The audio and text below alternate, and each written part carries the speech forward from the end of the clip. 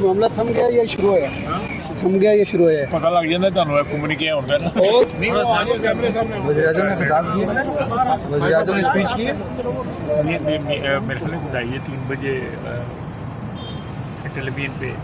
हाँ हाँ 3 बजे खिताब करेंगे। असेंबली में आएंगे? असेंबली में भी आ रहे हैं। असेंबली में बस ठीक है। सर जी मामला थम गया या शुरू है? थम गया या शुरू है? पता लग जाता ਤੁਹਾਨੂੰ कम्युनिके ਹੁੰਦਾ ना जी मामला थम गया या शुरू है? थम गया या शुरू है? पता लग जाता ਤੁਹਾਨੂੰ कम्युनिके ਹੁੰਦਾ ना वज़ीर-ए-आज़म ने खिताब किया, वज़ीर-ए-आज़म ने स्पीच की है।